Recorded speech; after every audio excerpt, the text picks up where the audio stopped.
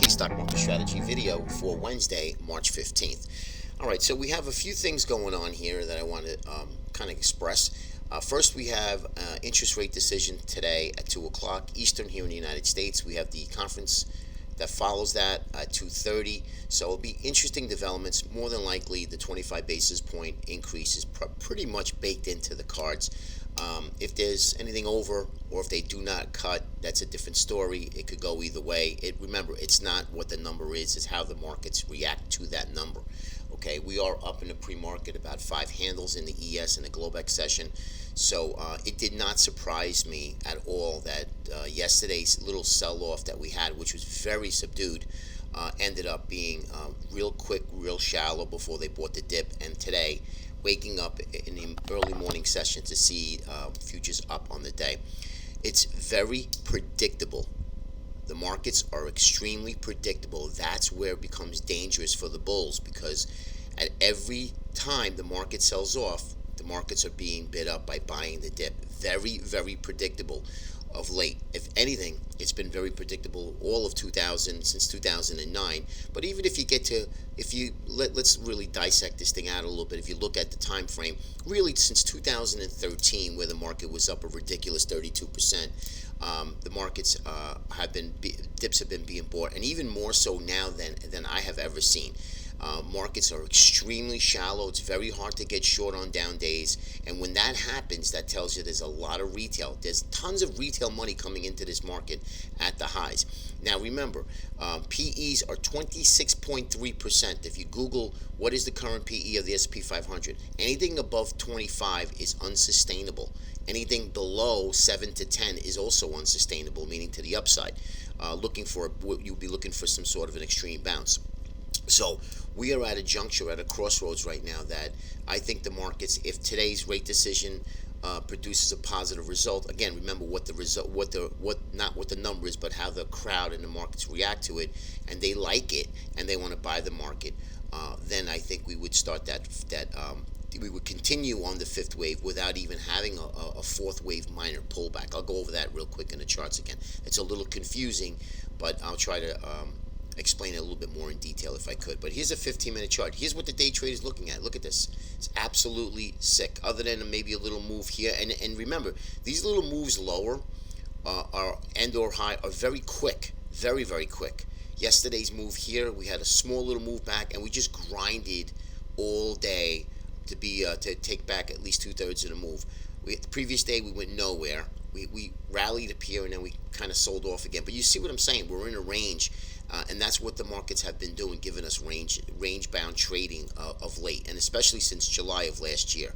Here's the dollar. Dollar, as you know, is back above the 26.15. Needs to take out the swing high of 26.43 to challenge this new swing high, and then off to the races. If that happens, you'll see gold and commodities such as crude oil.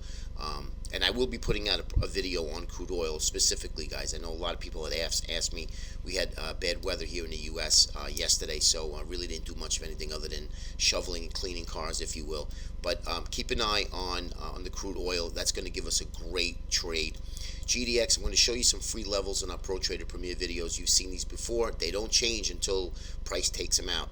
Right now we're sitting on 21.35, which is minor support, and the bigger support will come in around 19.13. So if we lose that, look for another area of a higher low from this previous low, or at least a double bottom test, okay? And that's why I said I treat this little move as suspect. I didn't really believe it. Not that it wasn't a great trade if you're looking to get long, but with gold tends to flush all of the weak hands out before it starts to make the move higher again. Again, here's the GLD, 113.26. Mark that down if you guys are trading it. Needs to hold. And what I mean by hold, we need at least 2 to 3 day closes above 113.26, and then take out that little consolidation swing high before we start to move higher, before looking at all at any longs. TLT, we're breaking below. We're sitting right now at this double bottom test. If we lose this, and that's what I'm waiting for, we'll probably get a quick flush lower, and then the next back test, next bear flag, we look to short bonds, but it looks like bonds are starting to head back lower again. Not looking too pretty. All right, so here we go. Here's our Spiders Daily.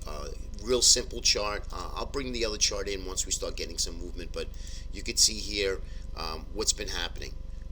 We go sideways for 2 months. Now, don't forget, these are months. We go sideways for 2 months. We went sideways again for another, and we dip down one day.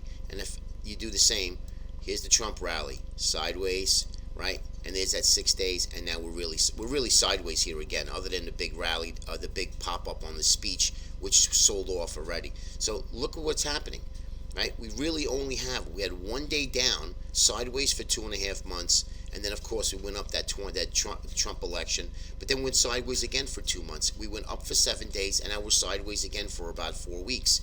So this is horrendous trading since July. Not really looking too good. I mean, this is, like I said, if you're long and you're on your longer term accounts, you're doing great. It's fantastic.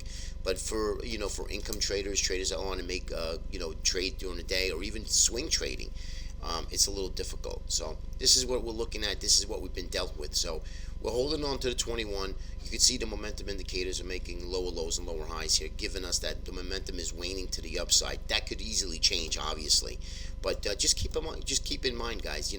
Patience is a virtue in this market, and remember, you don't have to trade every day. Take that high probability trading by watching the screens, getting trade ideas, and putting them to work for you, okay, based on your trading plan. All right, so here is this area. Here is where I really want to see this market. That line in the sand needs to get taken out. Why? That's going to take out this big bearish rising wedge trend line support, and then that should start to make the market move lower again.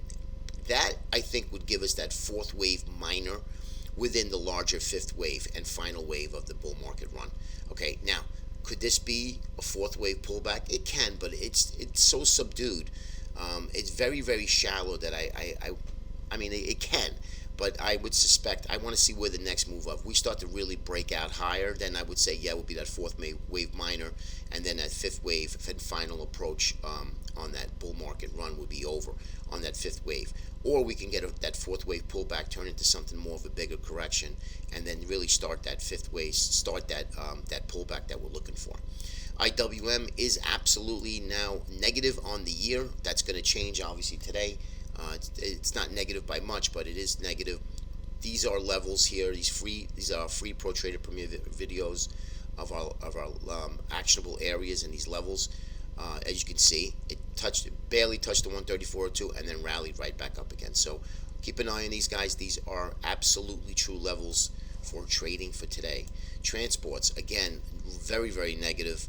Starting to pull back again, but long as it holds into this channel, which has been in for going on almost 4 months, and if it could hold and start to bounce, then it would be bullish, because it's negative because it is our leader and it is rolling over.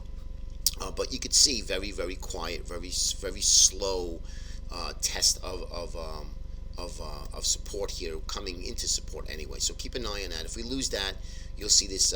You see the thin zone that we have, and then we should at least test the 148.22.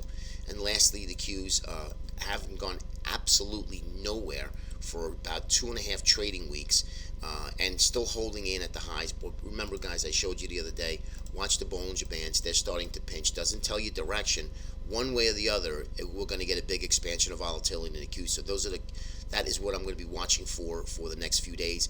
Also, I want to just let you guys know the pin, the options pin for the spiders is 235 going into monthly options expiration starting today. Okay, 235 is the pin for Friday. Have a great day. We'll see you tomorrow.